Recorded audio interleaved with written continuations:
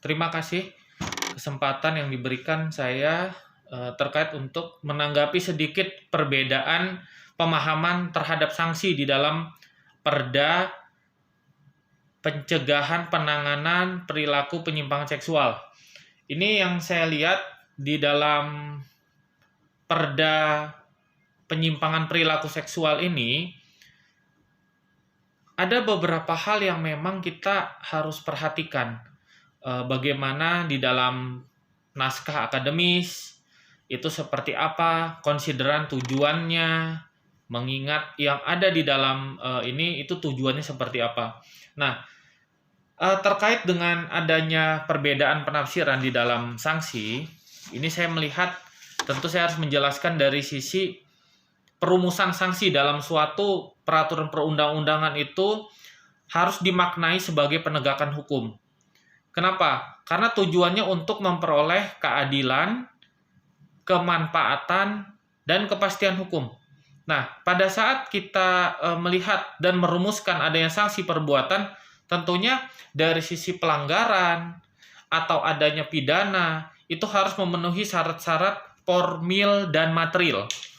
Formil dan material itu diatur di dalam peraturan perundang-undangan yang mengatur bagaimana supaya perbuatan-perbuatan yang melanggar kaidah-kaidah bisa disesuaikan dengan asas-asas. Asas legalitas berarti harus ada aturan yang lebih tinggi yang mengatur. Kemudian dari sisi pemahaman yang baik, tentunya kita harus melihat bagaimana dalam penyusunan yang merupakan suatu rancangan di dalam tindakan untuk lebih memperjelas perbuatan tersebut. Nah, kalau di dalam teori disebutkan namanya conditio sine qua non. Artinya, bagi perancang perundang-undangan, itu di tingkat undang-undang, kemudian peraturan presiden, atau peraturan pemerintah, itu tidak boleh melanggar beberapa syarat-syarat tadi. Nah, ini kenapa? Supaya jangan sampai ada pembatalan yang lebih mudah melalui pengujian ke Mahkamah Agung, melalui judicial review. Tentunya dalam teori conditio sine qua non ini teori menjelaskan suatu tindakan yang dapat dikatakan menimbulkan akibat sesuatu. Sepanjang akibat tersebut tidak dapat dilepaskan dari tindakan pertama. Jadi apabila contoh tindakan yang dilakukan waria, ketika ada waria apakah dipastikan akan terjadi suatu tindak pidana di sana? Nah, ini yang saya maksudkan di dalam conditio sine qua non itu dari teori ini, apakah dengan adanya suatu tindakan atau suatu yang dianggap sebagai sumber masalah itu akan mengakibatkan tidak dapat dilepaskan lagi. Nah, ini juga suatu tindakan harus merupakan satu syarat mutlak bagi keberadaan sifat tertentu, atau dengan kata lain syarat-syarat sebab itu harus dipandang setara. Jadi dari 15 jenis perilaku menyimpang ini, apakah semuanya itu bisa dilihat dari sisi conditio sine qua non ini menimbulkan akibat semuanya. Nah, oleh karenanya, kita harus melihat terkait dengan sanksi-sanksi yang akan dituangkan ini memang bertujuan baik. Saya melihat efek jera yang disampaikan itu sangat bagus.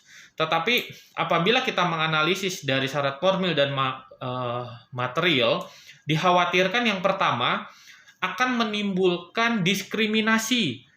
Itu yang pertama. Karena keberadaan mereka memang diakui. Istilah lain LGBT itu diakui.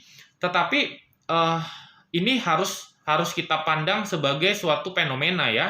Kemudian yang kedua, pada saat dilakukan harmonisasi dan sinkronisasi terhadap peraturan perundang-undangan ini, maka akan timbul pertanyaan kenapa harus dicantumkan sanksi. Sehingga nanti paling tidak dari catatan-catatan kita ada yang menjadi landasan kenapa dalam pembahasan ini kita membutuhkan sanksi.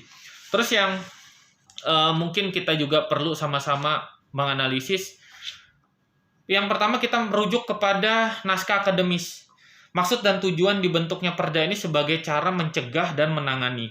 Sehingga apabila asas-asas yang dituangkan itu tidak ada kepastian hukum, nah saya lebih menyarankan agar terkait sanksi dalam perda ini tidak dicantumkan secara detail, tetapi dijadikan klausul sebagaimana di pasal 25 tersebut yang dituangkan hanya menjembatani saja apabila perbuatan yang dilakukan oleh perilaku penyimpangan seksual tadi menimbulkan korban, maka akan diberikan sanksi sesuai dengan peraturan perundang-undangan yang berlaku. Itu saja maksud saya.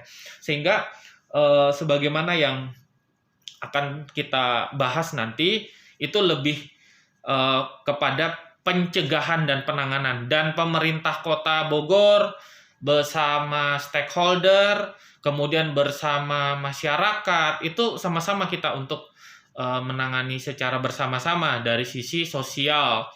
Bagaimana keberadaan mereka kita batasi, kita terus bimbingan, karena ada norma-norma lain sebenarnya yang bertentangan dengan keberadaan mereka dari sisi agama, dari sisi sosial. Itu hukumannya justru lebih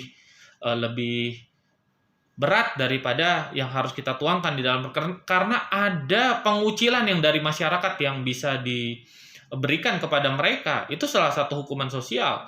Kita tidak perlu memberikan ke dalam bentuk aturan secara tertulis, karena itu justru dianggap sebagai suatu diskriminasi adanya keberadaan LGBT.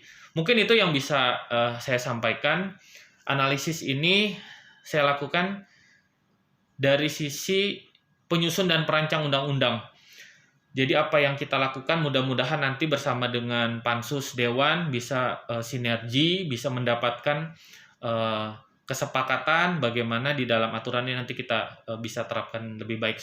Sebagaimana yang disampaikan oleh Ketua Pansus, Wakil Ketua Pansus, dan seluruh anggota. Jadi semua keberadaan perda ini tidak bersifat mandul atau bisa efektif dilaksanakan. Demikian yang bisa disampaikan. Terima kasih.